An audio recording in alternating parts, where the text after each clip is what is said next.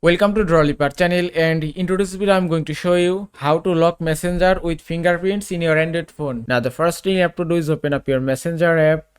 Now to enable fingerprint lock on the Messenger, you don't have to download any third-party apps. So after open the apps, just tap on this menu icon, then tap on this gear icon to open Messenger settings. After that, scroll down and then go to privacy and safety option. Then tap on app lock option. Now you have to just enable unlock with biometrics option from here. Then you have to scan your fingerprint. Then select after I leave message. Now close the Messenger app and then open it again.